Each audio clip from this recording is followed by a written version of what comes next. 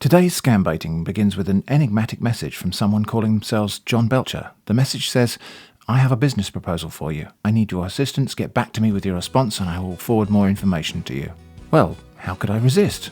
I replied, "Okay, let's go Scambaiting."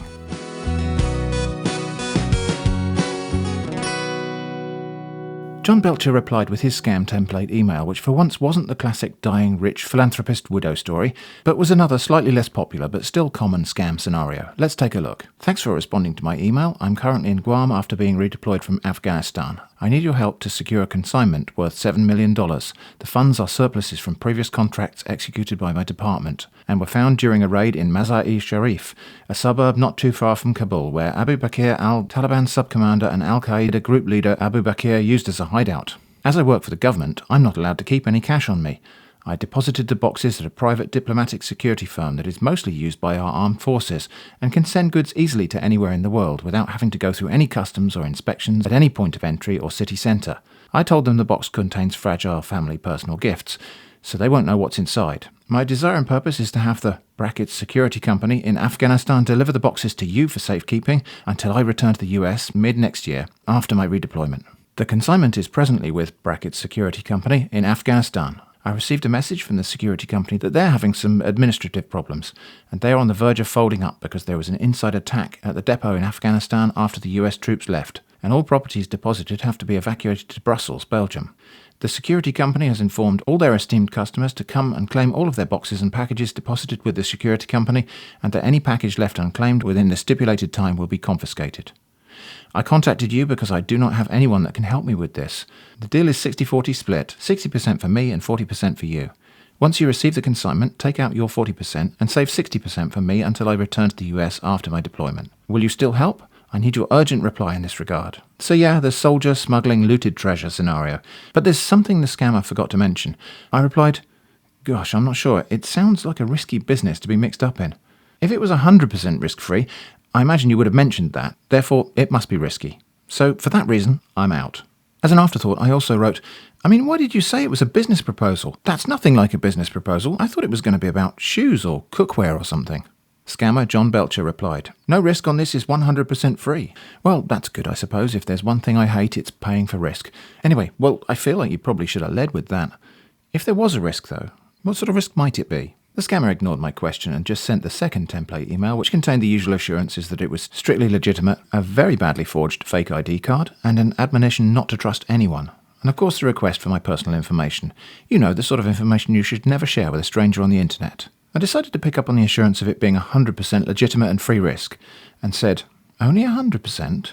I've had better assurances than that in the past, is all I'm saying. Mr. Smith-Williams offered me 110% risk-free, and even then the deal went wrong and I did not get the treasure, and he stopped replying, so maybe even 110 wasn't enough free risk." "I hate nonsense, by the way," the scammer responded. "Let me know if you're going to help me or not." I replied, "I might be able to help, but I have some questions I need answered first." John assured me, "You can trust me on this, okay?" Well, okay then. The scammer repeated the requests. "Please, I would like to know more about you, your address, your full names. Please, I need your direct telephone numbers. I've attached my ID to this email, and I will also want to see your ID so I know who I'm dealing with. Okay, we need to build trust, okay? You know that security is very important. You can't trust anybody. Remember to keep this a secret. I hope you're okay with this. Make sure you check your email every day because we have little time on this." Ah yes, so many scams, so little time. "How much time do we have?" "We have time to do this if you want to help me," said the scammer.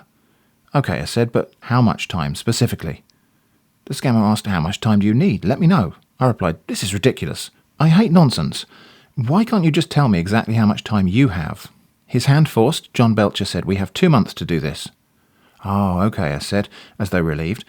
"That's plenty of time. I thought it was urgent or something." "Okay, I'll get back to you later with the details, like in a week or 3. Just to clarify, was it 2 months from now, or 2 months from your original email, or some other point?" "I only have 1 month to do this now," said John. "Wait, what? What happened to the other month?" "Also, which of the 2 months was it?" "We only have next month now, okay," replied the scammer. "Wow, what happened?" I asked. "That's pretty inconvenient. I hope you realise, as I was working on your previous estimate of 2 months. No reply, so I wrote, "Please respond promptly as we only have 2 months to resolve this." John countered, "We only have 1 month and 1 week to do this, okay? If you're in, let me know that, okay? Please, I would like to know more about you, your address, your full names. Please, I need your direct telephone numbers. And again the paragraph about trust. Okay, I replied and asked, can I not trust anybody, or am I supposed to trust you? It can't be both. Also, wait, so it's now 1 month and 1 week. Why does it keep changing? Also, is the week before the month or afterward? The scammer clarified, we only have next week and next month, okay? I unclarified, okay, but wouldn't it be better to have the month first, then the week? It will seem like more time that way. Please be sure to keep me updated regarding your decision about the week and the month. John repeated, we only have next week and next month to do this, okay? Thank you for your effort on this. You said that already, I observed. Please say something else. No reply. Please, can I get an update? The scammer repeated again, we only have next week and next month to do this, okay? Thank you. I thought it was last week and next month, I pondered. Please confirm. No reply. Your lack of response to my previous question is noted. Thank you. Okay, may I ask what happens at the end of these weeks and months? Meanwhile, another scam opener arrived from a different scammer, Idris Abu. I am Barrister Idris Abu. I have official information for you about the unclaimed fund under my custody. Get back to me with your details for more information. Okay, I replied. How long do we have on this? Mr. John Belcher could only give me a week and a month, despite my repeated requests for a month and a week. I hope you'll be able to do better. The scammer sent their opening email template, which was the standard embezzlement of unclaimed estate scam, not specifying any amount, but telling me to be rest assured, asking for my personal information, you know the kind, and warning me that I would have to pay the VAT, which, if you didn't know, stands for valid added tax, which is just as well. I'm not paying any invalid tax. And the scammer gave me a phone number with a Nigerian country prefix, which I'm not going to call because at this time I couldn't see any birds. Anyway, I repeated, okay, please can you answer my question about the weeks and the months? Mr. Belcher said it was important and urgent. The scammer replied, and at this point has been forced off script. Like I said, it's not going to be more than 10 working days, and did you try to call me earlier? I repeat, within the 10 working days, the unclaimed fund will be transferred into your account, as soon as you complug with the needful. I will be expecting your call for more clarification. On the other hand, I want you to know that as soon as you provide me with the needful information, as stated on my previous email, I will apply for the claim officially to the bank on your behalf, and thereafter the bank will contact you directly as the next of kin. But be rest assured, this transaction won't exceed 10 working days. The unclaimed funds will be transferred into your account, my dearest friend. Okay, that second part looks a bit more templated. We need to drive this right off the rails to waste more of the scammer's time. I said, okay, I think I'll need more than 10 days. This is worse than John Belcher's offer of 1 week and 1 month. I think there might also have been 1 day. I didn't try to call you. Telephones are controlled by invisible birds. I do not trust them. Mr. Idris responded, this is a legal business and I don't know who John is and what you've been doing with him. Like I said, this transaction won't exceed 10 working days. And what do you mean the birds control the telephone? Are you ready for business or your kind of jokes? Well, I think we know the answer to that question. I retorted, John Belcher's one of your colleagues. Are you joking? I'm not. The scammer said, I don't know him, and if you want to work with me as partner, let me know so that we can proceed. So in case it's not abundantly clear, what I'm doing in this session is a bit like the ones where I had scammers do a big list and reply to all of them. But specifically here, I'm going to pretend that I think all of the different scammers are part of the same organisation and talking about the same fund rather than different scams. I argued, he works with you. He's with the fund office. You must know him, surely. Unless there are 2 funds, I suppose, but that seems unlikely. Anyway, 10 days is too short a time for me to even imagine. I need at least 6 weeks. The scammer replied with a little anger showing, if you're interested, call me and stop making joke with my time. I argued, call you how exactly? I already explained, that is impossible. I'm not wasting your time, that's why I asked for more than 10 days. Also, I'm not very sure why John Belcher has been silent throughout our conversation. I think he might be able to clear this up, although perhaps not. Which is true, and is an interesting pattern we'll see throughout this session. Once a scammer sees I'm communicating with the next scammer, they appear to just give up. Well, most of them, with certain exceptions. Call me, demanded Mr. Idris. As discussed, can't, I explained. And it was around about this time another scam email came to my attention, this one from Kenneth Ridings. This was about a metal consignment box that was supposedly being delivered to me, which apparently contains $13.9 million in cash. I expect disguised as inconspicuous gold bars or something. Kenneth finished with, I wait for your swift response to enable me to furnish more information to you for the way forward. Not specifying which kind of information, but I think we probably all know by now. I replied to all of the scammers at once. Many thanks for contacting me. The previous people dealing with this have not been helpful. I hope you will resolve the matter in the correct number of weeks and days. Kenneth, whose name had now changed from Ridings to Riggings or Rigings or Ridgings? Who cares? Replied with a template email, the highlights of which were the assurance that this transaction is free of risk, twice, the request for my personal information, which, as we suspected, is the kind of information you should never share with a stranger on the internet. Awaiting my swift response, and remain blessed. But while that was happening, another email from Robert Peterso. Not Peterson, definitely Peter So. Are you a businessman or woman? Are you in any financial stress? Or do you need money to start your own business? Blank loaded ATM card plus PIN. You can make $10,000 to whatever that number is. We sell plastic ATM cards with PIN and cash out from ATM. They works all over the world. Contact us on our email. Respectfully submitted, Robert Peterso. I asked, how does it work? Does it actually work? If so, how? Robert replied from an account named ATM X-Hack, which sounds very cyber, with this abomination of formatting. Now, if your eyes are already starting to bleed from this, feel free to look away, and I'll describe a few things in it. This is a different sort of scam to the advance fee stuff I normally deal with, although ultimately it's just a different facade with a similar intent behind it. This one spins a story that for a fee, I can buy an ATM card preloaded with a lot more money than the amount I paid. Now, this could be some sort of money laundering thing where you do actually receive a card with cloned, stolen details, and then you probably go to jail when you try to use it. But given the differential between the fees and supposed rewards, I'm going with it just being all lies. An outright scam where the scammer takes your money and either runs away with it, complete with your personal information that you should never have given to a stranger on the internet, or will make some excuse about why you now need to also pay a delivery fee or a sales tax or some other way to try to pump you for more money until you run out of patience or money or credulity or all three. But at least the scammer wished me a blessed day. I asked, why do I have to pay anything? And I mean, this is a legit question. It's one you should probably ask yourself anytime you're presented with a get-rich-quick scheme that will supposedly multiply your money in a very short time. If someone had a scheme that could literally turn a small amount of money into a large amount of money every time, almost instantly, without fail, why would they need to sell it? Why would they be looking to make money from selling it instead of making much more money just using it for themselves? Of course, they do have a get-rich scheme. It's just that the scheme comprises them getting rich by lying to you about a get-rich scheme and taking your money and running away. Anyway, to add this scammer into the mix, I replied to all of them saying, I'm now quite confused about who's in charge of the fun card box and who's specifying the durations. Which one of you is it? Kenneth Riggins jumped straight in and said, thank you for your response. I'm the rightful person contacted to do this. If you're dealing with anyone on my behalf of me, I will personally advise you to stop any further communication you have with anyone and focus on me to get your information, to reharmonize with our company records, to enable your consignment box to process out from our company storage warehouse for the proper procedure for delivery to your home address without any further delay. So what I need from you now in your reply email are the following. 1. Your exact full name, first name, middle name, and last name. 2. Your current residential address where your consignment box will be delivered to. 3. Your telephone numbers. I need to reharmonize them with our company delivering records. Please send them immediately you get this email. I am waiting for your urgent response.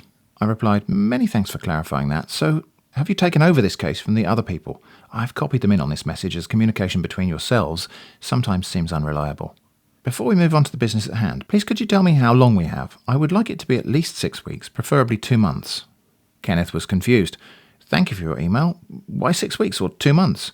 For me to start with the process, I would like you to provide the information I requested to enable me to start the process as soon as possible. Also, I have nothing to do with the wrong organisation you have been dealing with. But let's not forget, I am the customer here, and the customer always thinks the customer is always right. It's not important why I want 6 weeks or 2 months, it's just what I want. I was confused by what you said about the wrong organisation. What does that mean? No reply, so I wrote, thank you for ignoring me, but now I would like to know what you meant about the wrong organisation. Please clarify.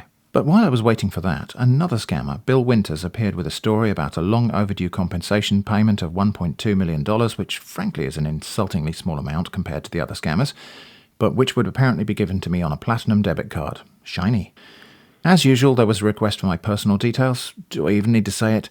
And telling me there would be a fee of $225, which could not be deducted from the fund because because the fund is protected by a hardcover insurance policy, which as far as I can tell isn't a thing. Well, it is a thing, but it's a thing that scammers say. Anyway, I replied, yes, I have been working with Kenneth Riggins, John Belcher and Paul S. regarding this fund. I'm not sure if we need any further assistance, although your kind offer of help is much appreciated. But Bill said, yes, I'm here to help, hence you will adhere to my instructions. Sort of rude. So I said to all of the scammers, okay, I'm confused about which of you is handling the fund. But then another scammer entered the scene, with an initial email written almost entirely in shouty caps, so it must be important. Highlights, the Office of the Presidency wants to send me $45 million. There is a deduction fee of only $25. By the way, there's an FAQ link in the description about why this amount is so low. The payment should be made using Steam Wallet or Google Play cards. There's an FAQ about that too. They need my personal information. You know, the kind of information you should never share with a stranger on the internet. Regards and God bless. I said to all of the scammers, "Thank you for offering to help, but we already have several people working on the case. I think we're covered." If they will respond, that is. Mr. Idris, one of the earlier scammers, had apparently now had enough of this nonsense and demanded, "Please stop contacting me because I'm done with you." I replied to Mr. Idris and all of the other scammers, "Okay, thanks. Is this because Bill Winters has taken over? See, this is why I asked for extra time. You keep changing who's dealing with the fund."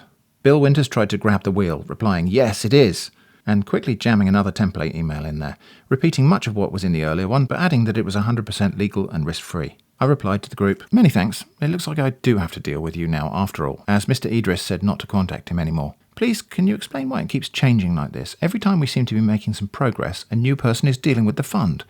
Do you have a staff turnover problem there?" But while I was waiting for an answer, another scammer, Roger Gorman, known to his contacts as just Gorm apparently, emailed me to say, "Hello dear beneficiary, this email is to inform you that your overdue payment fund is available. To pay you quickly, get back to me for good instruction on how to receive your funds." I wrote again, copying the whole list. "Many thanks for offering to help, but I'm currently dealing with Bill Winters regarding this matter. Unless you're taking over the control of the case from him, that does seem to keep happening." Gorm replied with a template email outlining the scam. This one had a choice of options for how I could receive the fee. And this seems like a good place to answer one of your frequently asked questions. Why do scammers offer choices like this when all of it's lies? So this is about psychological manipulation. By offering a choice, they not only create some air of legitimacy about the scam. I mean, after all, if it was a scam, why would there be a choice? That's the question we're answering. That's what they want you to be asking yourself and reassuring yourself with the wrong answer. But also, once a victim has made a choice, this can cause the whole matter to be subtly reframed in their head. It becomes less of a thing that someone else is instructing or asking them to do, and more of a thing that they themselves have decided and committed to do. "We're just trying to do the thing you want," the scammer can then argue. It might seem stupid and pointless when it's described like this, but the human mind is weird and can be tricked in weird ways. This illusion of choice trick is used by scammers, shysters, and salespeople. Some might argue that's a list with only one item on it. Anyway, back to the scambaiting. Gorm's scam was supposedly a compensation offer for past losses, so in other words, a scam designed to hook people who've already lost money to scammers. Before I could reply again to Gorm, Mr. Idris was back, demanding, "Please do not contact me again." "Understood," I replied to all, although it's still unclear to me who's taking over the matter from you. Is it Bill Winters, Kenneth Riggins, Paul S., John Belcher, or Gorm? Just trying my best to keep up with the constant changes here. Paul S., by the way, you may recognise as one of my previous scammers who just couldn't let go in the last few Scambaiting episodes, so I thought I'd throw him into this list just to see if he would reply. He didn't. Gorm just sent another templated email, reiterating parts of the scam. Bill Winters replied, interestingly replied to all, which I hope annoyed the other scammers. "I'll be waiting to hear from you." Mr. Idris threatened, "Any further email from you and I will be reporting your email address." I replied to all, "I understand, but I need to ask Gorm and Bill Winters and the others if it's okay to stop copying you in on the emails." Then followed up with, "Please can you explain why the agent of the fund keeps changing? It was John Belcher, then Kenneth Riggins, then Gorm, then Mr. Idris, then yourself. Why is this?" Also, I note since our last conversation there are 2 further changes that I've not been able to keep up with. Mrs. Debbie Johnson and Mr. Edward Glover have also emailed me about the fund. Should I respond to them or stick with you? I'll drop them a note to ask and copy you in. I think it would help if you could decide between the 8 of you who is actually working on the fund with me, as this is getting very confusing. Because Debbie Johnson was another scammer who'd written, "This is Mrs. Debbie Johnson from the US Postal Service Company. Am pleased to inform you that your ATM card worth of $2.7 million United States dollars have been registered in our company this morning, as we agreed, and the delivery will take off tomorrow morning based on my agreement with your fund origin. Please reconfirm us your address. The only fee you're required to pay is $50 for delivery and insurance of your ATM card." Of course they wanted some information about me, you know the kind. And of course they wanted payment by iTunes card or Amazon card or Steam Wallet cards. So I replied, copying all the others of course, "Have you taken over the case from Bill Winters? Last I heard I was dealing with him about it, but if you're the person in charge, then so be it, I suppose." And other scammers calling themselves Robert Glover, Edward Glover, and the Honourable John Glover Roberts had all been emailing me, so I picked the last of these, which scam email was just a huge wall of text, so highlights something about $5.5 million for me. There is a fee of $325, but it's been reduced to just $25, as authorised by Joe Biden, no less. Of course it's to be paid in Steam Wallet cards or Google Play cards. The fund would be delivered within the oddly specific window of 7 hours. Thanks and God bless America. I responded, "Thank you. Have you now taken over the fund case? What the heck is going on? Also, are you related to Robert Glove? And would the person in charge of the fund please step forward?" Unfortunately, at this point, none of the scammers were going to reply anymore, which might have been the end of this story, but it isn't. Not quite. Remember how Mr. Idris said he was going to report my email address if I didn't leave him alone? Well, shortly after that threat, this email arrived. Due to new updates on our server, your email will stop sending and receiving emails if not verified within 24 hours. To keep your account with us, kindly verify below. Now, of course, this isn't a legitimate message for a whole load of reasons. To name just a few, the sender was just some random email address, the presentation is a horrific mess, the wording is not something Microsoft would write, and the thing it's saying is happening is just not a thing that ever happens. It could be pure coincidence, or it could be that this was the scammer who'd been going under Mr. Idris, trying an attack of some sort. The link on the verify button was somewhat obscured by Microsoft's safe links wrapping, but I did notice that it included this Scambaiting mailbox as a parameter. Maybe just so the thing can track who actually clicked, or maybe it needs that parameter for some attack on the mailbox if I later run some bit of malware that they want me to click on. I carefully copied out the link to Notepad and carefully changed the email parameter to one I just made up. And note, I don't recommend doing this because messing around like this is an easy way to accidentally just do a regular left click on the link. Anyway, I pasted that modified URL into a web page that decodes the Microsoft Safe Links wrapping, then copied that URL and took it off to a completely sandbox browser and opened it there. And it was too late. Even though less than 24 hours had passed since that fake verification email landed in my junk mailbox, the target of the link had already been taken down for policy violations on the hosting site. I'm not familiar with ipfs.io, but it appears to be some sort of file and service hosting platform. So my best guess is the target of this link was malware of some sort. My second best guess is that it was a redirect to something like a phishing site or malware hosted somewhere else. We'll never know for sure because it was gone before I got a chance to dig deeper. It might not even have been the Mr. Idris scammer that sent it, but the timing is pretty close, therefore suspicious. Anyway, that's all we have time for today. Thanks for watching, stay safe from scams, and I hope to see you again soon.